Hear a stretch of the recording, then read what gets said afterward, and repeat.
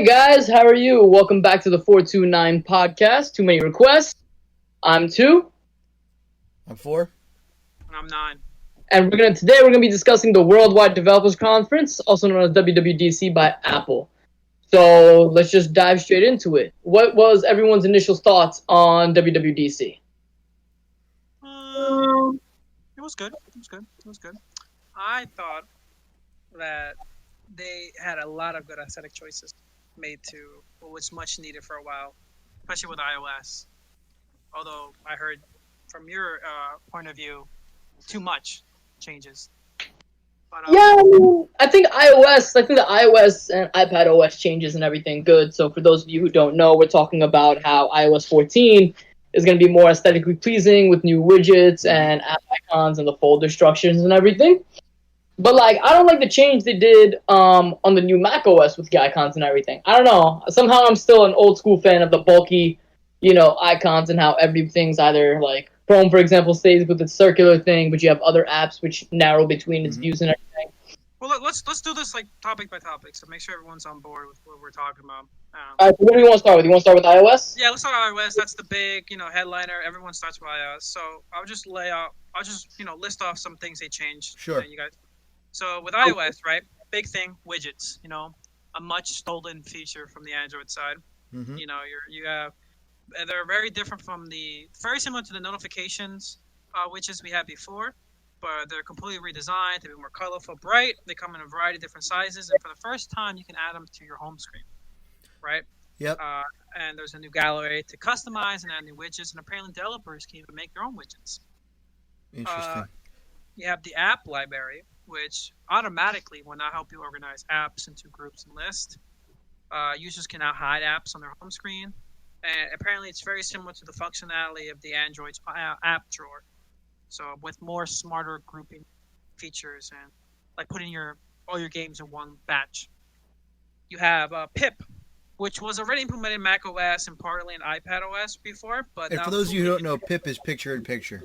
Yeah, so, the whole thing, if you're looking on YouTube, now you can watch the video overhead on your home screen or any other device now, so you can watch YouTube or Netflix while you take notes or, browse on the internet.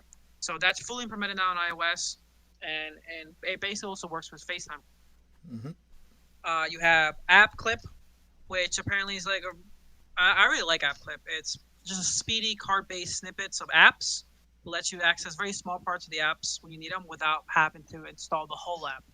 So, the example that Apple gave was if you're at a coffee shop and they have a rewards program, they pop up with a card snippet, Mm-hmm. Or if you're at a parking and you need a parking app to use that parking lot, that thing will pop up through NFC tags and all that. And it works with Apple Pay. It supports signing with Apple, all that good stuff. And a couple of new changes that is compact view. So Siri, along with FaceTime calls, now have more compact, minimalistic view. So they no longer take up the whole screen. A much required feature, I would say. Translation app, very similar to Google's translation apps. Not much different there, just a more dedicated in-home app. Messenger has new and improved features. So you can pin important contacts, conversations on top of the app. New accessories for your emojis. And now new threaded conversations in group chat. So you can now specify specific people. Apple Maps gets a much needed cycling support, as well as new features for EV routing features and new guides of now recommend new places. You got the CarPlay, which talks about custom wallpapers, NFC card tags with iOS 14. You can share your car keys with other people instantly through the Messenger app. And then you have HomeKit, which now has support for adaptive lighting, facial recognition for security cams. And they have some minor stuff for the iOS. So, one thing, this was a big privacy thing they kept, was Spotify will not notify you if one passwords are leaked in a data breach. Very similar how Google does it now. And for the first time, apparently, this was a feature a lot of people were requesting. You now have the option to set your default emails and browsers. So that's something that was completely new. And some small things like developers now have an option to share subscriptions to face sharing. Very little detail about that, though. New design for Game Center. And a new sleep mode, which does both automatically turn on Do Not Disturb, dims your phone screen, and shows your upcoming warning. You have the winding timer and everything, right? What? The winding down timer and everything, right? Yeah. It's very Another feature that they came out with, right? I don't know if you guys noticed this, but FaceTime will now recognize sign language. So that's actually really a big boost for the whole. Wow. That's a big for accessibility. Very big for huge for the accessibility marks and everything, but it's only a start right now, right? So I know some people I know on some threads I was reading really want like text support. So like when you're doing sign language and then the text comes underneath like subtitles. But right now, what FaceTime will do is you guys know how the like pictures like move and emphasize different people. Yep. Yeah. So when someone's going to be actually doing sign language, it's going to actually emphasize that person now, saying that hey, they're actually talking, but obviously they're not talking; they're signing. You know. Oh wow, that's huge for the accessibility community. Huge. That's crazy. I'm actually really happy about that because I know like sign language is a big accessibility barrier that a lot of people have difficulty implementing in the system. Right? It's usually often overlooked and stuff. So Apple being one of the big car makers in the field right now, pushing this means that I wouldn't be surprised if Google also announced their version very soon. Oh yeah, no, definitely. But like based on what I said, I mean, there's a lot of features. What do you guys more let's say? I guess looking forward to. I guess for me, I'm really looking forward to a lot of their like kind of quality of life changes. So I mean the messages stuff I think is going to be really convenient for me. I find myself constantly scrolling through my messages and being able to just pin stuff at the very top is going to be, for me, probably one of the biggest quality of life changes they have in their fixing. The app library is going to be pretty cool as well. I think this app clip stuff has a real potential to kind of simplify interactions with different small businesses and different companies. Like you said, if you can just walk into a coffee shop and either scan a QR code and bam, that's it. You don't got to download no app. It automatically logs in with your Apple ID account. I mean, this is going to be really kind of just a huge factor for convenience going forward. I think picture-in-picture is going to be another one that I'll probably get a lot of use out of. Constantly going back and forth between apps, and maybe I want to have a video up, maybe I want to do this. Being able to just kind of do the picture-in-picture will definitely be very convenient. And then I know the compact view will probably be another one that's really, really cool. Not having to have separate screens for everything. Get a phone call and not have to interrupt what I'm doing currently is going to be, I think, really, really nice. Yeah, I agree. Honestly, these are all like little things I would say, right? But they add up to a lot of just a more seamless experience, in my opinion. Like they're like little things that you wouldn't really think on a level would stand, but like together they really add up. Pip, the app library, these are all things that I didn't even think about that I wanted, but now that I hear about it, like yes, how do I not know? I'm finally super excited for inline message replies. Like I think Apple was way behind the game on that one. Like I still think they're still behind. Honestly, I still think they should have done more. I kept watching that section of Messenger and expecting more, and I was still a little disappointed. I'm like, that's it. Like I still feel like they're behind compared to like apps like Telegram, WhatsApp. These are like standard competitors that have done simple implementation, and what they added is greatly appreciated, but they're still far behind the game compared to the other.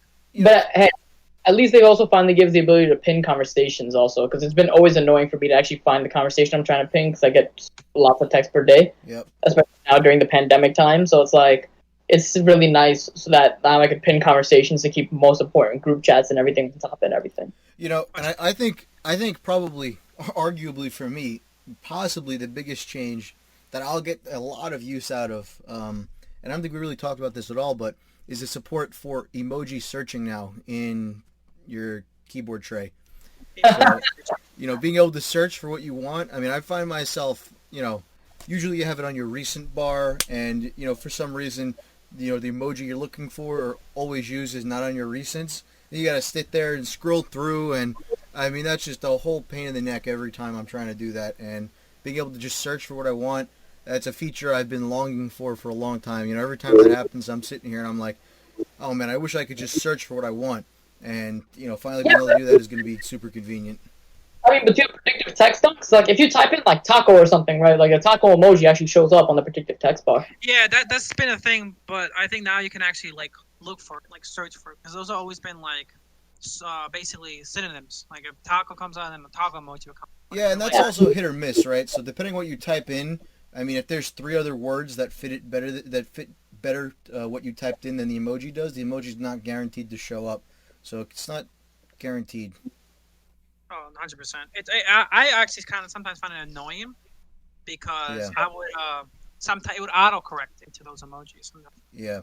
And there's like times I can tell you there's a lot of times where there are certain situations you don't want to put emojis, and it just really kills the conversation at appropriate times. But I'm glad it's like I said, these are things that like you would think we needed, but they're finally implemented them, or just things that like I didn't know I needed them, but you know I'm really glad they're here now and they.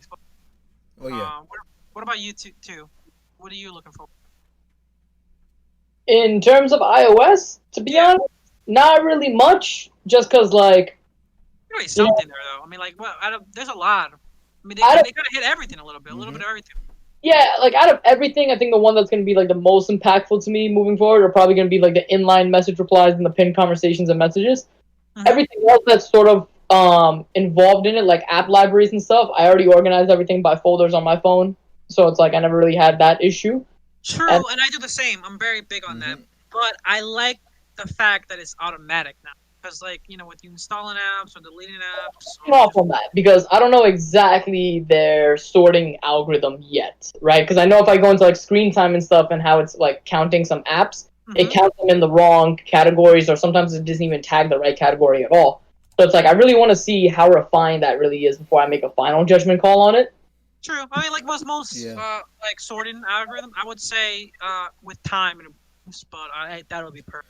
You know, thinking about it a little bit more, I don't know if that will necessarily be a huge impact for me. I know currently, if I need to find an app, I'm probably just going to swipe down and search for it. You know, like, I feel like that's just so convenient. I'm looking for maybe, you know, Safari or, you know, maybe something I'm not using every single day, like, I don't know, maybe a game or something. Just swipe down, type in 2 letters, and bam, it's right there. Don't got to search for it. Don't got to pull it up. Don't got to swipe through any menus. I think that's probably, like, currently that's my most used, one of my most used features on my phone is just that search functionality, which is so simple, but I mean it saves me so much time from having to sort at all and having to find stuff and remember where things are. Once again, it's just convenience. Yeah, I think iOS 13 probably had more, I think, critical updates, I would say, than iOS 14. iOS 14 is a nice refinement, but I think iOS 13 really had the more, like, huge emphasis on it, right? So yeah, but you also remember iOS 13 was pretty buggy. It's not as buggy though, right? Like swipe to text and stuff like that was huge, game changing on iOS 13, man. Like that was game changing and stuff like that. I don't really see anything that's super game changing at this point for iOS. Don't underestimate that app clip. I think we might start seeing a lot of that. I would say app clip and widgets. Yeah. From an aesthetic perspective and a very creative person, I would say widgets is a game changer. Well, I think app clips, you're definitely right on that one.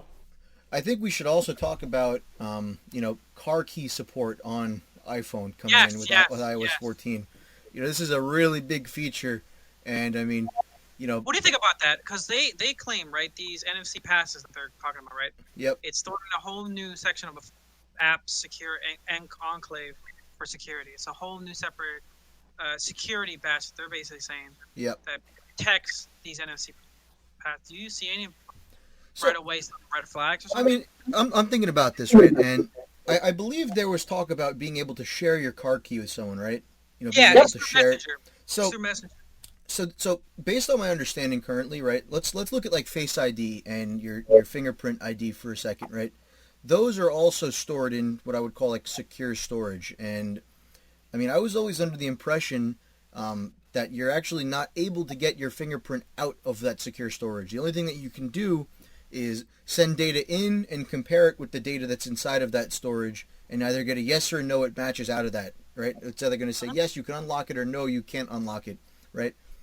And there's no way, at least no way that I'm aware of, to recover your fingerprint or to share your fingerprint with another phone, right? Like, that just doesn't happen. So I mean, those two things kind of seem counterintuitive to me. If you're able to recover it, then what's the difference between putting it in your secure storage and putting it in regular storage, right? Like, if you can get back to it, what's the safeguard here? I mean, I think car keys probably has more underneath than we're thinking. I think car keys is going to be implemented similar to how like Apple Card and all the wallet is set up. I think it's definitely going to be way more secure on that end. I can't say at all because I'm not going to be a user of this feature, so I can't really say how much is actually going to benefit people. Whereas you can just like toss car keys like across the room if you're with the person. Well, I think that's something that might actually happen here that we might see is this is the way I would envision this working. You have an app on your phone or whatever. You go and you say, "Hey, generate temporary key." The temporary key is then set up, and you can send a temp key to somebody, and that temp key then expires, and your car will recognize that it expired, and I mean maybe your phone always retains that master key or something along those lines. That does make sense because they did talk about restricted profiles for like if you have kids like teenagers and you want them to give them restrictive access to the car, right? Give them a restricted profile. So the way you're explaining it in the setup, that kind of sounds almost identical to how it based on the file and everything. Yeah, if I had to guess, I think that's the only way I can really see that working. I would agree. Because if you're giving out just one single key and then, being able to revoke that's almost not possible. Yeah. So it's got to be profile based like that where you're generating them and, the owner of that car, the owner of that main app or whatever is able to then just revoke it or kill the profiles or, generate new keys or whatever. And I could be wrong, but it sounded like the keys were tied to the hardware, not anything cloud or anything like that. So it sounds like the master key lives on your phone. And then basically, like you said, it's generating keys for people you want, like for friends or family. Mm-hmm. But these are just for, temp keys, I would assume that's the approach. I'm going to sidestep this conversation. Let's go on to iPad OS. Wait. Before we go that, I just want also to clarify one thing, right? The implication of this means, did you guys feel like they were really pushing for a lot of car support, in general? I thought that like the whole announcement of partnership with and BMW, especially with the NFC cars, for me, I felt like strong invitation to the rumors how like Apple, smart cars and everything like that, Yeah, no, it could be. I mean, it's a big market, and I mean they've put a lot of work into their CarPlay systems, and I mean. Apple iPads, and I mean, maybe Car OS is something we could see in the future, and a future WWDC. I don't know. 100%. I mean, I wouldn't put it past them. Layups. I would see this like setups. They're basically setting up. They're just testing the waters, little foundation, and I can definitely see these features being implemented in the actual Apple car, like the NFC car keys, profile. Yeah, I definitely see a Car OS in the future. Just not within at least the next couple of years. I think there's still some more refinements they need to do. And you have to remember, it's tricky because Apple's known for working on their own hardware, Mm-hmm. This is the first time they're kind of going outside their own hardware and going with, car manufacturers' hardware.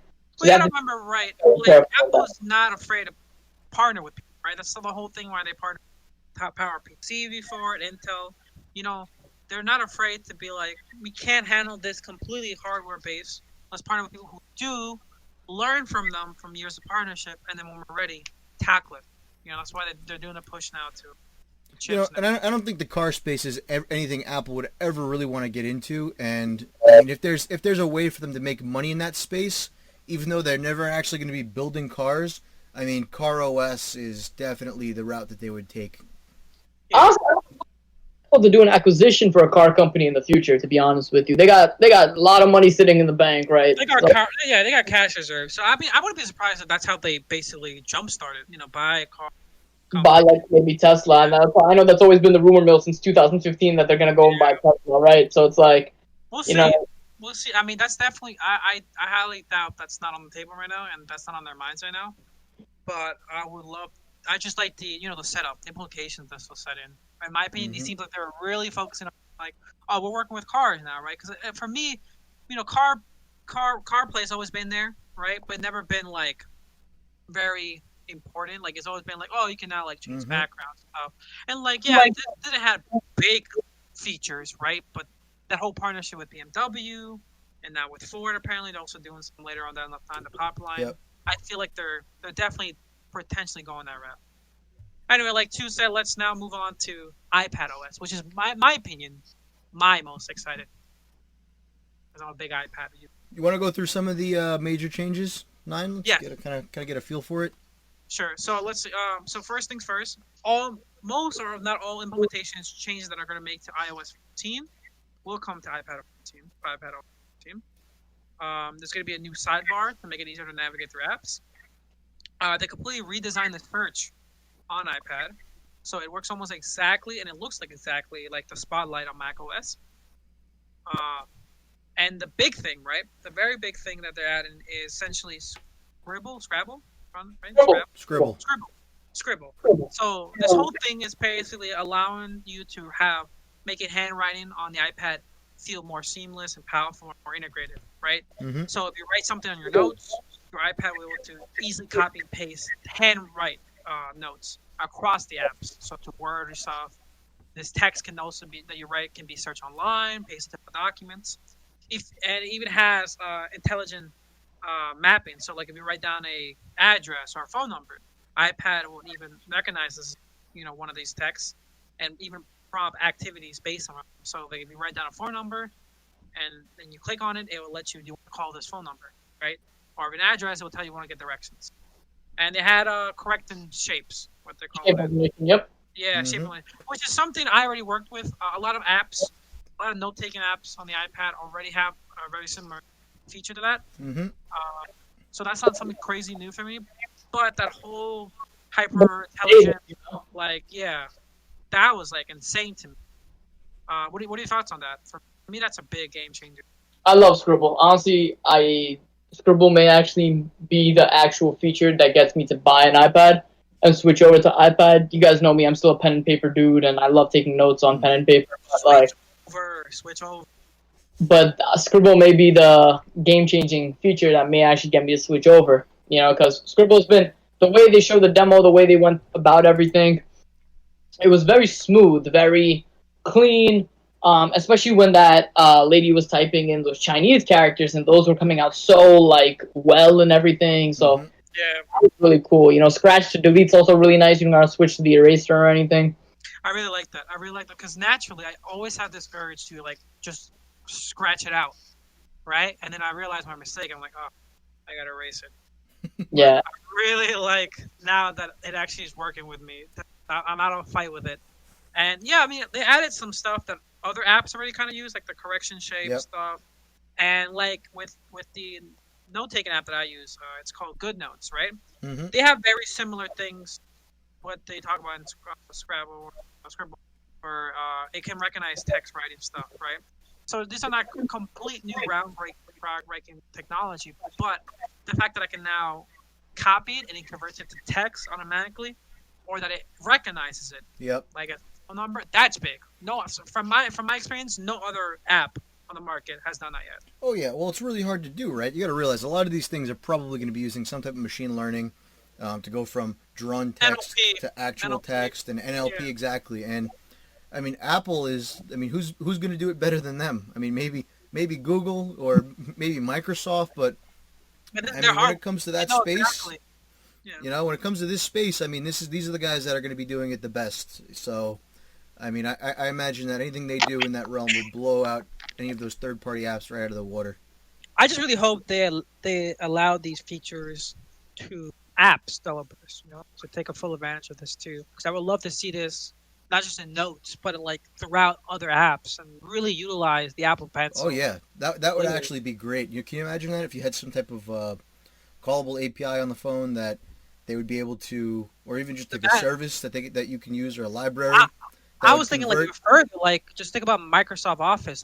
Think about trying to write notes on our PowerPoint quickly and it converts it to text. Yeah. Or trying to draw a little shape on your PowerPoint to help, give feedback on something, and it converts it to text. Or you're writing on Microsoft Word and you trying to write a list of addresses and it instantly, lets you call them or navigate to. I'm really thinking big potential in this. Yeah. And I really hope they, share this to other app developers or APIs or stuff like that. But we'll see.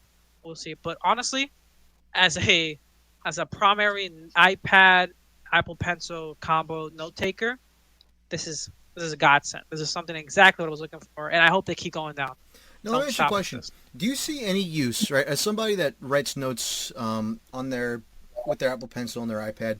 Do you see any use for translation in the reverse order, being able to take typed out text and convert it to drawn text, like almost handwritten? So, like, to make sure you're clear on that, basically, I'm writing in one language, like Spanish, and then convert it to English as a text. No, so I mean more along the lines of you find a document that's typed out and Yep. you want it to fit the theme of your notes, so you want it to be converted to your kind of like handwritten format. Because I see. sometimes I can find that if I'm reading through a big thick document, right? Typed out text can get kind of cluttered. It can get a little annoying to read, and I mean sometimes handwritten stuff just looks better, especially when you have to reread it over and over again. Honestly, I'm not sure. It mostly comes down to the type of information you're with, right? So if you're working with a lot of information, I would say uh like a document, like a story or something like that, right? Mm-hmm. You kind of want to type it out because if you're working with so much information, handwritten just takes up way too much space, Yep. and you're doing so much effort just to read through all that line of text, like a research paper, right? You don't want to see a research paper handwritten, right? Mm-hmm. Just imagine how much more pages it's going to take up. But in the other sense of the spectrum, right? There are certain information that's just so much more easily digestible with handwritten, right? Like a good one is in the science field, right? When you're doing formulas, equations, math Mm-hmm. equations, right? They just taught you just can't do that naturally with typing. It's just so much functionality, and especially I would say in my experience, handwriting notes are easy in short bursts, while typing is better for a long term session, Mm-hmm. right? So if it's something like you're like note taking during the meeting, note taking during a really thought out thinking process, 100% I would do handwritten. If I was doing like studying for a major exam or like trying to jot down notes from a slide into a thing, I'd rather think through text because I can organize it better and it's just easier to manipulate over time. But I mean, like with this whole new feature, I mean that gap gets narrowed now because you're telling me I can now kind of convert to the other one. Like I can kind of get both advantages and adapt to it. It's like a hybrid system. So we'll see. Honestly, I'm really excited with this. And for me, I hope this is just the foundation and not just that's it. Mm-hmm. You know? Now, Yeah. let's also talk about compact search on iPad. Now, do you guys think this is a good thing or a bad thing for iPad? I mean, I'll start with myself. Personally, I think this is a really good change for iPad. I found that using an iPhone-like search bar on an iPad always felt a little clunky to me. On iPad, I think compact search is a much better option. What do you guys think? Can you remind me again with compact search? So on your Macs when you pull up the search bar, it kind of pops up right in your screen. You hit like Mm-hmm. Command Space Bar, and it pops up. It'll be Yep. searching just like that, but on iPad. Uh, It's basically the spotlight Yep. um, on it. I personally think that honestly I have no quorums with it. I have no problem with it. And I do see benefits. I just don't think it's like a major change. When they were announcing it, I thought they were making huge changes to the search algorithm, right? But then I realized Mm-hmm. it was just a design change, really, right? And a lot of the things they were listing, from my opinion, that were like features, like listing contacts or documents, right, as you Yep. search, those things are already implemented in the iPad with the old search, right? So it's not like it's going to dramatically change how searching is done, but it is done in a way that I would say it's nicer and much more quicker to the point. So while I would say it's a really good feature and I welcome it, I wouldn't say it's a major feature that's gonna like completely change how I search. So Yep. that's my opinion on it. And I think we also have the last thing on the iPad was they pretty much, I mean, they talk about everything else going to be on uh, the what's it called, iPad. The iOS is going to be on the same thing. So pretty much just, I mean, Scrabble was pretty much the only big major thing, other than the new AR kit that they announced too, which is once again is going to try to add more AR applications to the iPad. It seems like they're really pushing for AR on the iPad. Mm-hmm. So with that, let's talk about quickly about the quick updates to the AirPods. Mm-hmm. How many of you guys have AirPods? So I do have AirPods. I don't have the Pros, but I do have AirPods. I do have the AirPods too, not the Pros. What about you two? I still don't have AirPods. I'm still waiting for that volume feature, man. Well, you better stop waiting. They're great. Anyway, the new updates to the AirPods essentially is it's a small one, but I think it's a much needed one. That's for a while. Essentially, you're now able to switch seamlessly between devices, and I really like the Oh way that yeah. they showcased it. It says basically, if you're on a call, close your phone after the call is done, and you're watching a video on your laptop, switches to that. If what's it called? If you had a quick thing you have to look up on your iPad, it switches to that automatically. So based on where the audio source is coming from, and it detects your AirPods are on, it would automatically switch to the right device if it's already. I assume if it's paired already once. Yep. You know. I got to tell you, I'm excited for that feature. Don't get me wrong. I think that's better than not having it at all. However, I think this is just kind of not good enough for me, at least. What I would really like to see is multi-device pairing, right? Maybe let all of my devices connect to the AirPods. Not that I want to play music from my phone. I want to, type an email or something on my MacBook, and I have to swap back and forth between the two. That just seems a little inconvenient to me. I would much rather it have been completely multi-device functionality. So I think that would be really cool to see in the future. But I mean, for now, this is like I said, it's still a good update, still much needed. So I'm happy to have it. I agree with you. Like it's very similar to the whole search thing. Something I think that would improve my life, but not dramatically. Like I mean, I don't see myself even now where I'm not really using the AirPods anymore. Back when I was using them heavily, I think I only like maybe switch devices with them like maybe once a week. Right? Usually, primarily was like on one device and that's it. Right? So, like if for like my Mac, I have my headphones already set up. For my iPhone, I only really use headphones when I'm outside or like in a public place. And for my iPad, I'm usually using them on home, so I just blast it on speakers. So, not crazy good, but for my AirPods, right? Like typically, what'll happen is if I'm on my phone, right? Usually, I've always got them in. Just when I'm doing anything, I'm listening to music on my phone. If I break open my MacBook and I go start do some work, I just pair them now to my MacBook. So not having to go through that pairing step is like I said, it's convenient. But I mean, being able to go back and forth, that doesn't seem as big of a deal to me. Once I've now opened my MacBook, I'm going to be using iTunes on my Mac. I'm going to be using YouTube and Gmail and anything I'm going to be accessing through my laptop now. So I mean, do I really need seamlessly back and forth like 100 times? I don't know if that's like I said, totally necessary.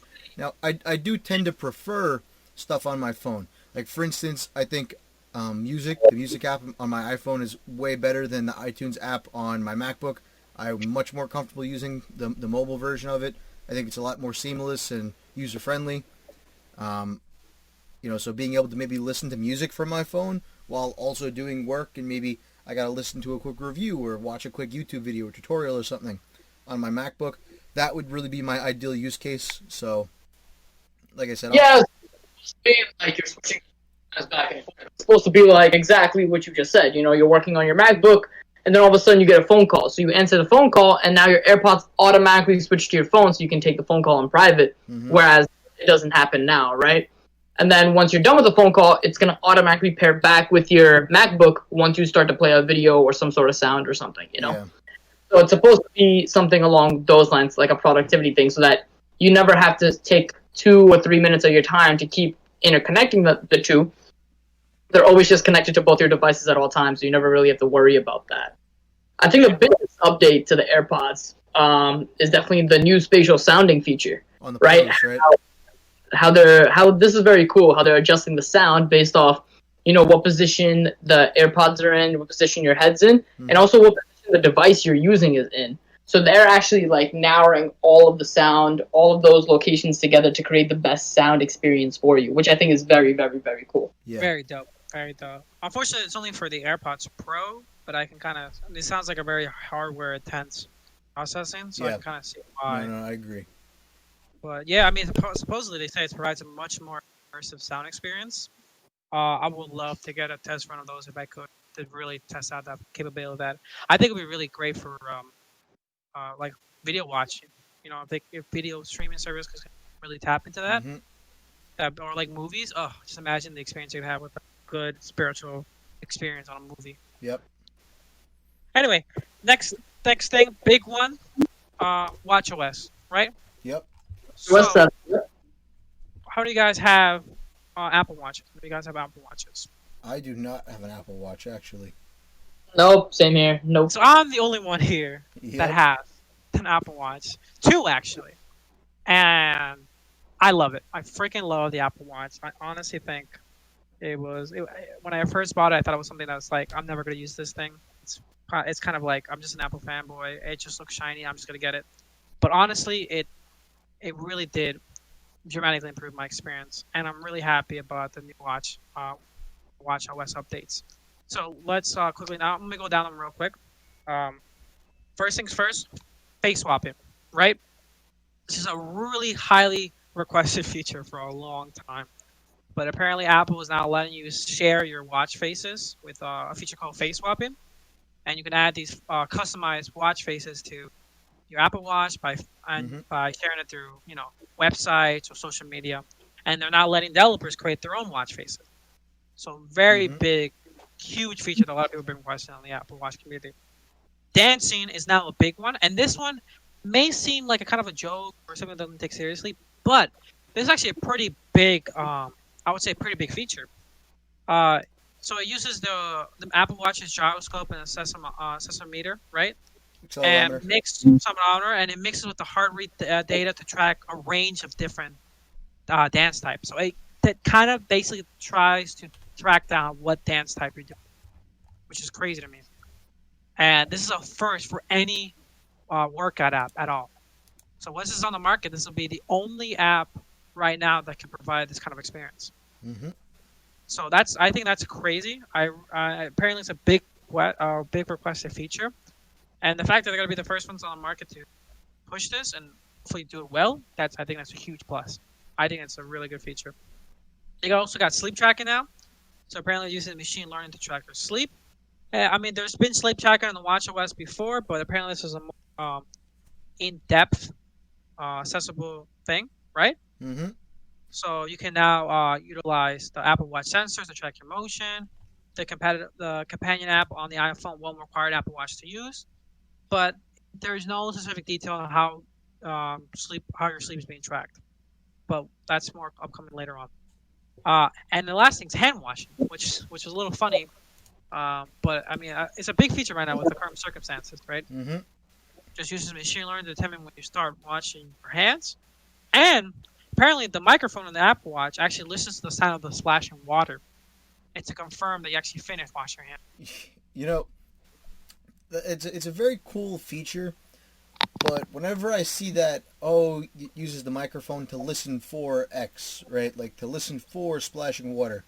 This is always something that's very concerning to me, and this is why I typically keep my microphone deactivated and I don't use any of these features, simply because, if the microphone is listening for X, that means it's listening always to everything, and I personally see that as a little bit of a security concern. So Fair enough. I've always been totally against different features like that. And I know, you have like Hey Siri, and I don't even have an Alexa or a Google Home in my house for these same reasons. So, But I mean, I think, especially with the face swapping, I mean, these are pretty good features to add to WatchOS. Nothing crazy, nothing big, but pretty much these are just features that have been highly requested by the community and finally coming forward. So I, for one, are very excited about this. You guys, I know you guys don't have, you guys are not Apple Watch users, so you guys don't have much experience on this. But yeah, I mean, pretty much, I'm pretty much the one excited for this one. So let's move down to Apple TV OS. sure. Not that much, to be honest with you. Really, really, and it almost seems, with them launching Apple TV Plus, you would think they would add more features, but I think the big thing you're going to probably mention, though, is it's sort of related to tvOS, and so it's a part of tvOS 14, but it's the new HomeKit 14, right? Where all the cameras and everything actually provide facial recognition. So when someone comes and rings the doorbell to your house, if you have like a Ring doorbell installed and you already have that set up with HomeKit, what's really nice is that if you have this person as a contact and you have them tagged as like a photo in one of your photos, bam, it'll show you their face recognition. It'll be like, for example, like, hey, like James is at the door, for example, right? So it'll just go and show you that, hey, this person's at the door, and it's really nice to have all that whole facial recognition feature come in, you know. I mean, yeah, that's a good point, honestly. And I really want to look more into that the HomeKit thing, because I'm wondering if Apple's fully providing those, machine learning, right, face recognition from their end, right, with their HomeKit. Because if that's the case, then that means that essentially, if you get any microphone, hardwire it to be working with the HomeKit, right, it now instantly has become a camera that has facial recognition software into it. Yeah, so Apple is doing it. They mentioned during the keynote that it was through your own photos. So when you're tagging, so it's not really machine learning per se. It's sort of like tagging or simulating. Yeah, so it's like if I have pictures of like my mom, for example, on my phone, and I tag that this person is my mom, then when she's at the door, it's gonna say "Mom is at the door" for me. Yeah. So it's a facial detection tagging feature. I mean, you can speak with me on this too, but I mean, we're both really big into the IoT kind of community, right? Yeah. So we're stuff that like, the HomeKit. These are really good services and software that basically improve IoT devices and basically allow them to be much more powerful simply by updates. So I for one, and actually I'm looking forward to the HomeKit update. And like the fact that like any camera now that's tied to the HomeKit can now become one that has face recognition. You don't have to buy like a Nest camera or anything like that. Fully eye control what's going in and out, what kind of data is being passed through. I'm fully supportive of that. But like back to Apple TV OS, honestly, the only big stuff to talk about is they added the support of multi-profile. Right, so like if you have Apple Arcade, right, you can switch between profiles, so you don't there's no conflicts of progress, and it's getting picture in picture. Mm-hmm. And Apple TV 4K is actually going to be able to stream 4K YouTube videos now too. So yes, that came out too recently. So I mean, these are like features, but I mean, like I'm kind of expecting more. I mean, I always felt like Apple TV was a little bit always like I would say the middle child of the Apple lineup. Kind of always forgotten, still there, present. Just some of these features are more like, wait, you mean these weren't here already? Question mark type. Yeah. Even more to the extent of like iOS, stuff when they're stealing stuff for Android. Clearly, this is more just clearly like how to not have them already. Like these are like essential features. Like I think the key thing with tvOS to keep in mind, right, is that tvOS is sort of like their whole like IoT division. So within tvOS, you would have like HomePod, for example. So you have HomePod, you have TV, you have Apple TV, and you have like HomeKit and all these development features, right? Yeah. So it's not just like it's not just like, you can't really just see it as just that one standalone box, right? You have to see it as like a part of a broader family and community of objects. It's the way I think Apple's looking at it. To be honest, I don't know, but that's the way I've always seen. You're kind of right. It seemed like they weren't even giving it like its own separate category. It's kind of how the AirPods was tied with iPad OS, or how like HomeKit was tied to iOS.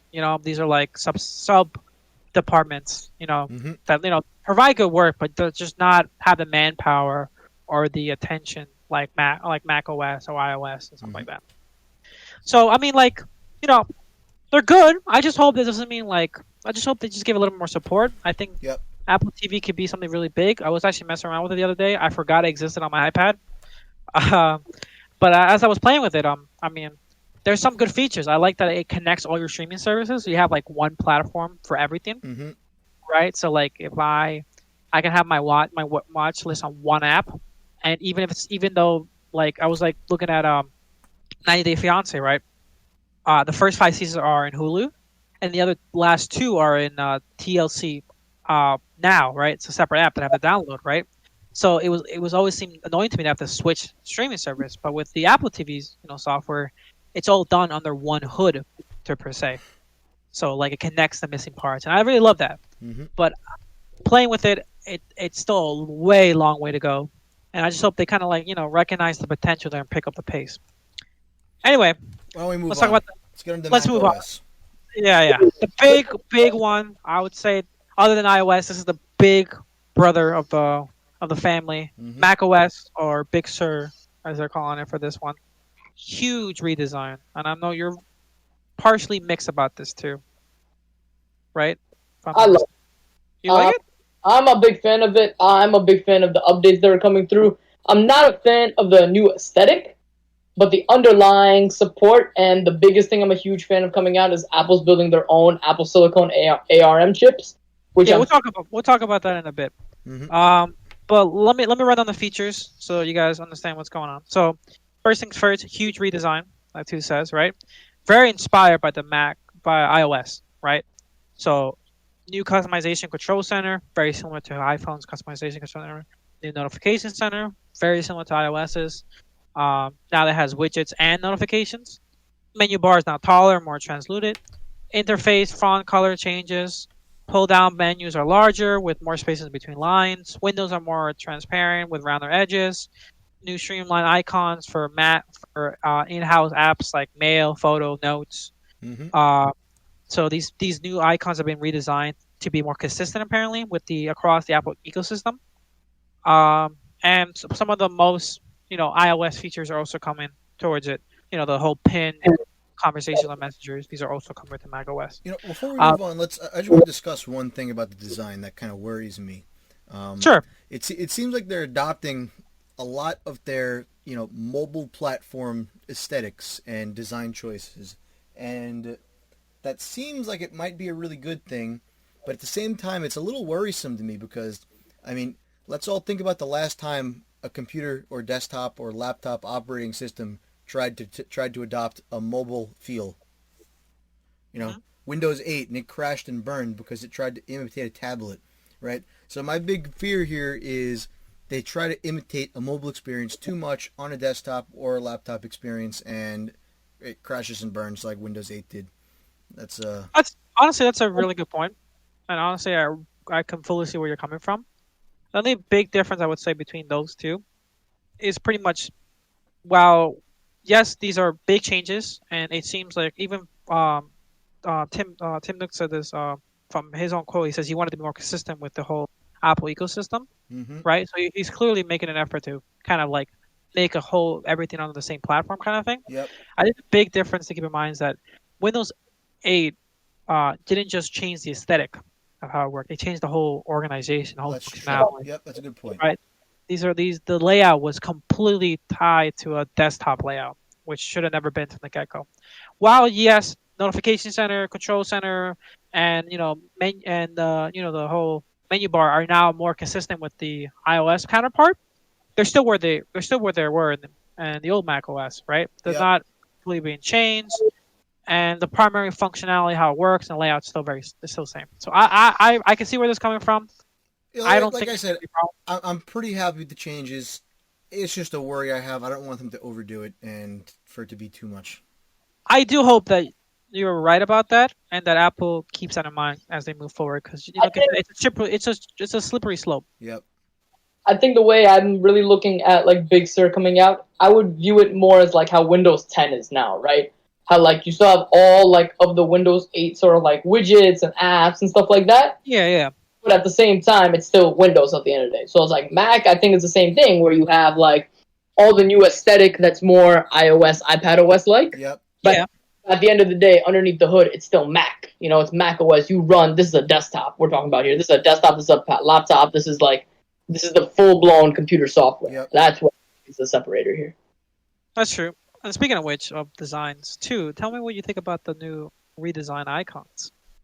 Not a big fan, to be honest with you. I mentioned this at the beginning of the podcast too. It's like, I really, really like the way the icons already are on, Catalina we're on right now? Yeah, Catalina. I really like the way the icons and like how Notification Center and everything work right now on Catalina.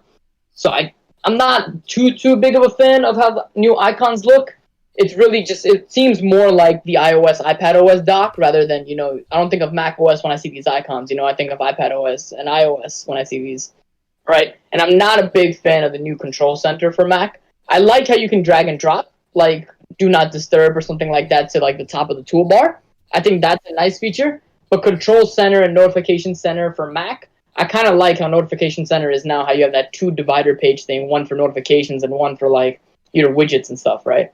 So it's like, we'll see how I really feel about it once I actually run through the whole OS in October, November when it comes out. But we'll see. The jury's still on that. Mm-hmm. Yeah, I think the nicest thing coming out of Mac OS though is the new crazy updates in Safari. I think they did such an amazing overhaul, both security wise and just battery life wise and everything in Safari that I'm really thinking about switching over. And so let's talk about them real quick, so we know everyone's on the same page. Mm-hmm. So they claim, right, these are the new updates to Safari. The browser can now load popular apps. They haven't mentioned what that means, but popular websites now 50% faster than Chrome does. Mm-hmm. It's easier on the battery, apparently, so much more better for power management. New redesign on tabs, so more of a minimalistic design. Hovering over tabs now give users a preview of its pages, right? Mm-hmm. Right-clicking on tablets give you the option now to close all tablets to the right of it, which is I don't think any other browser has featured right now. And customizable start pages, you can change the background page image of it or select what should be displayed on it. Built-in automatic translation features, so now you can interpret entire websites in 7 different languages instantly. This is a big one, I think. Getting support for extensions that are made for other browsers. And a dedicated extension store within the Apple Store, which now allows you to customize which sites your extension can run on and when. Mm-hmm. And to even further push you to go away from Chrome, you can easily import your history, bookmarks, and password from Chrome. You see, that's I think my biggest selling point, because I brought this up with you when we were going through it, 9. It's like when we were actually watching WWDC and going through it, I was like, look, if I can port my bookmarks and all this stuff over to Safari, you kind of got me changing, because we've heard about your prayers. They heard your prayers. I mean, we heard about Chrome's RAM issues for so many years now, and I mean, it might be time. It might be time for me to switch over. We all know, Chrome has this, reputation of being a memory hog, and if you have the memory to spare, it's fine. But, as you work with a lot of pages at a time, as you develop or do any type of work, right? It kind of becomes unacceptable after a while, just how much it takes up. Even if you have like 16 gigs or 32 gigs of RAM, it just seems unaccessible that Chrome should be taking this much. And especially also there's history of like Chrome just draining your battery, just completely wiping it, right? So if you're telling me that you can load it faster than Chrome and also be nicer on the battery, you're slowly convincing me that maybe Safari is a better option. And personally, I like how it I always really like how Safari loads and interpret these websites. It was providing more features in me. Chrome has gotten better over the years, but I think Safari really has blown it out of the water this time, man. For me, the big thing that really considered me changing over was their announcement of extensions, right? I think that's the one thing Chrome had a big hand over Safari for the longest time was their community support of like extensions and stuff like that.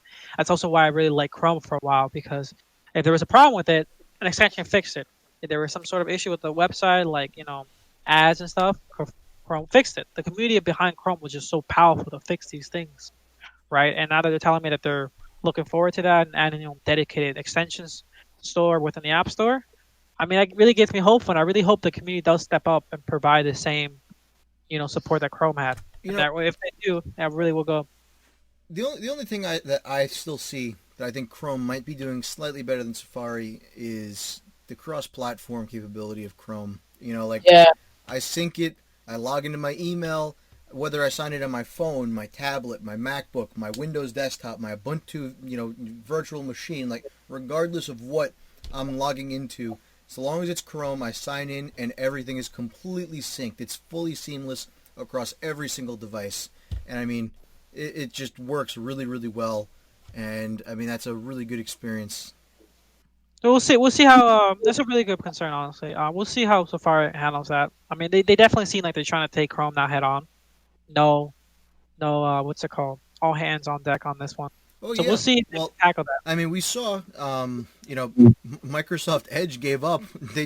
They're using Chromium now, so they Yeah. stopped So trying. And I mean, you're left with Firefox, you're left with Chrome, and you're left with like Safari now. So, I mean, Safari better start putting some work. yeah, Otherwise, they're never gonna be able to freaking keep never up. gonna change. Yeah, and competition is always good. So I really hope Safari does bring it up. And another thing I think you can say that Safari is trying to win over Chrome is their new privacy focus. Yep. They announced that it was gonna have a whole new privacy report that basically lists cross-site tracking that your browser has blocked over the last 30 days.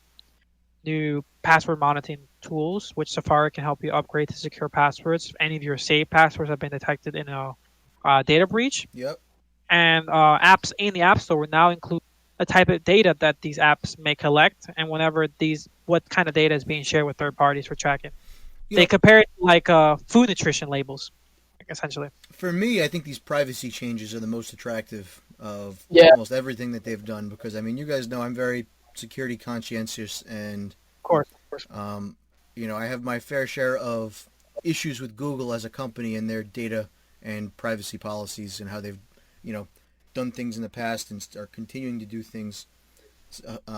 Versus, I love Apple. I think they're one of the only tech companies that have, outside of the public eye, defended the privacy of their consumers.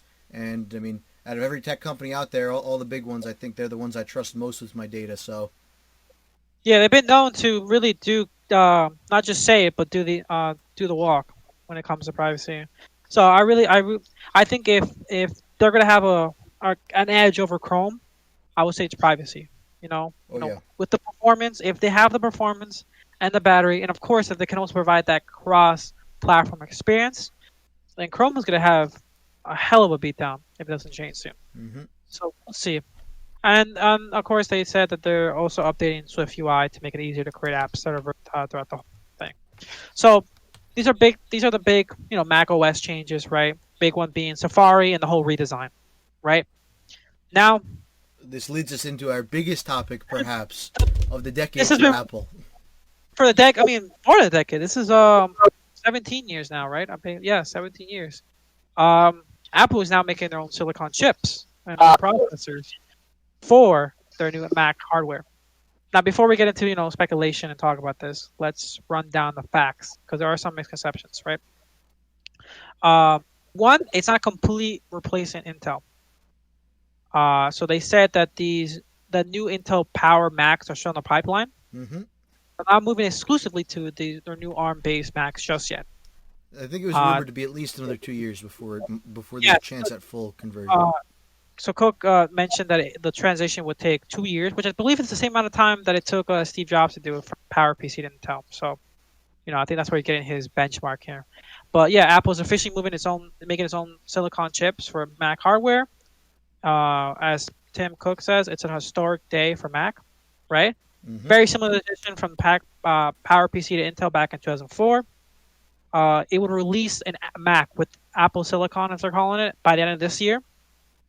And the biggest addition to this move that they say will be the ability to have iOS and iPad apps running natively on macOS in the future. You're talking about full native support on these things. So like completely the line between these OSs are more and more getting blurry every day. Now, performance-wise, right? Mm-hmm. They mentioned that they're promising new levels of performance with far less power consumption. There's this whole new common ARM-based architecture is already implemented across different Apple products like the iPad and iPhone, right?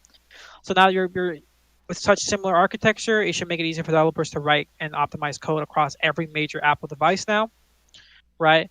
They said that Apple's own Pro apps like Final Cut Pro will be updated to support the company's new silicon. They already are.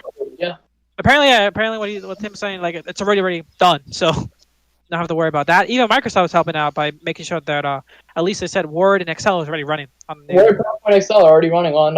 And apparently, I was reading this earlier. This wasn't mentioned, I think, in the thing, but PowerPoint, although it's not running natively yet, will be also using Apple's Metal Tech rendering, which is really nice. Oh wow! And they're also working with Adobe to get their Pro apps running too, since these are major, popular apps like Photoshop and all that to work.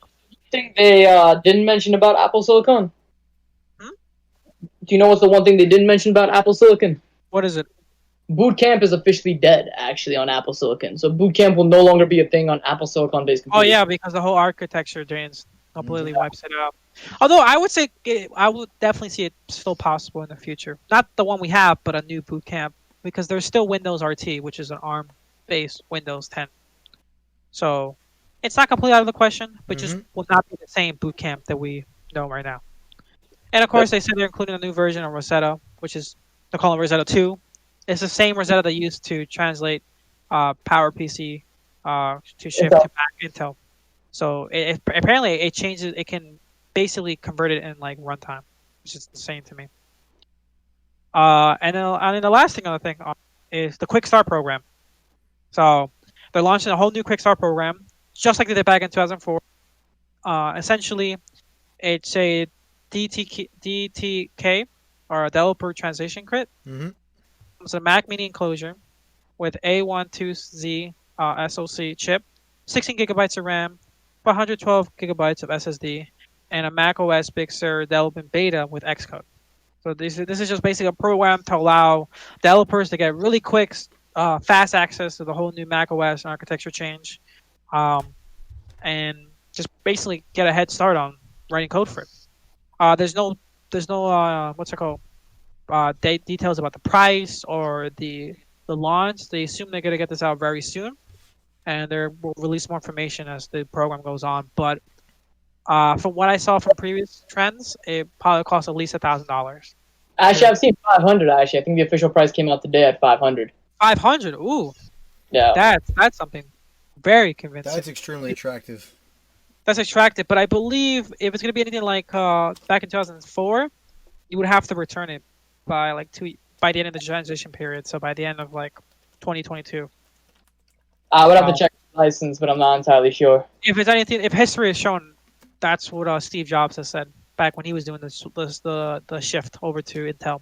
The developers had to bring it back within a 2-year period. So we'll see how this works. I think I mean, any developers that can take advantage of this, that would be crazy good. Huge advantage for them to really get a head start on this type of thing, especially since we're talking about a whole new architecture. So, I mean, I'm excited. I mean, like Tim's saying, like this is a big day. This is a big change. 17 years. You're talking about Intel chips, and they're just, you know what? They're doing their own thing. And Apple has shown us that with the last 10 years, with the iPhones and iPad, that they know what they're doing when it comes to chips. So, I mean, honestly, I'm really excited with this, and I really hope it brings out the performance that they really speak. Truly. I mean, what do you guys feedback on this? I'm super excited for Apple Silicon, man. I think it's gonna be game changing. I think I'm so excited with the new, features that they're gonna unleash with Apple Silicon. So it's like, I'm already been a huge machine learning fan, and the artificial intelligence capabilities. But you have the neural engine that they could onboard. They have cryptographic acceleration, high performance CPU cores. Low power video playback, advanced power management. There's just so much that they could do by transitioning over to Apple Silicon because they have more control of the hardware underneath now, that it's going to just be ultimately game-changing. And we saw it ourselves. They opened a 5-gigabyte Photoshop file and were able to make modifications and save it with ease, right? So that scrolling was smooth. It was so smooth. Very and smooth. It's like, it's really going to be super nice when we see it. Outside of just Apple products, when was the last time we saw another major CPU manufacturer come into the market, right? Like, Intel and AMD have pretty much had a, for lack of a better term, I guess, monopoly on the CPU market, at least for desktop and laptop CPUs for a long time, right? So adding that a little bit more competition where now they've got to beat out Apple in building CPUs that can perform, I think this might be a huge driving force to getting better processors across the entire market.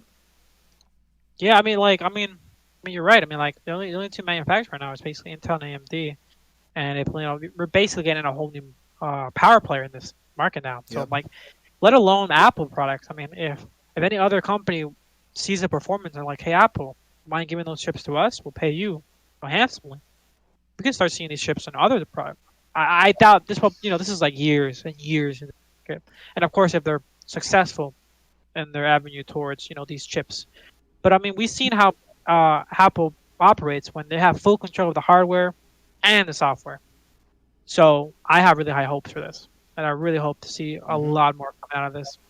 I'm just curious about the price point, to be honest with you. I just hope it's still within the similar range they have now for iMacs, and It's hard to say. I mean, with products of like manufacturing and all that, you would think that with working with Intel, it can cut it down. But you also got to think like Intel definitely gives them a fee.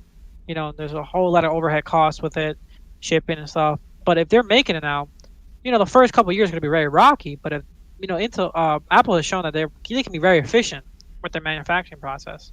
So I mean, like, yeah, first 2 years are probably going to eat costs, but I wouldn't be surprised if down the pipeline they optimize the manufacturing process of this, figure out how to cut costs. They don't have the Intel overhead costs anymore, so they can probably, cut the margins and stuff, and figure out where they can, keep that price range and still make a profit. So we'll see. This is a big change, a very big change for anyone who's an Apple developer or even an Apple user.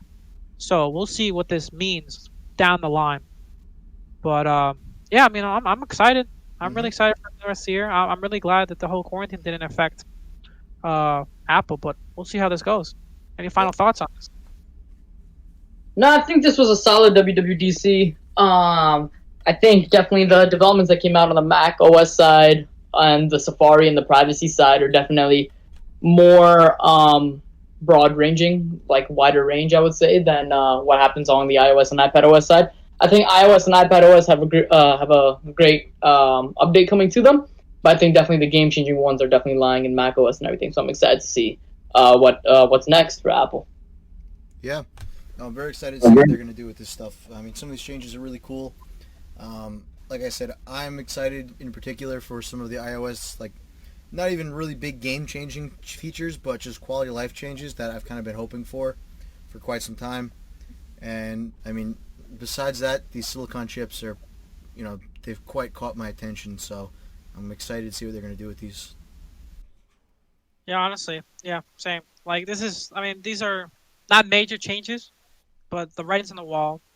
There's a lot of hope for the future, and honestly, I'm just really excited that there's a new power player in the processing manufacturing and a shakeup in the market. So we'll see how that goes. Once again, this is one of our very first podcast recordings, so we're still a little rusty. But I'd like to thank you, everyone, who's listening and joining us for this conversation. I hope you guys had a big kick out of listening to us as we had making this for you, and I hope this is the first to many, and with us as we rough out the edges. But yeah, this has been 429 Podcast, Too Many Requests. Thank you for coming over, and we'll see you next time. Thanks, have a great guys. day. Later. Have a good one. Thanks, guys.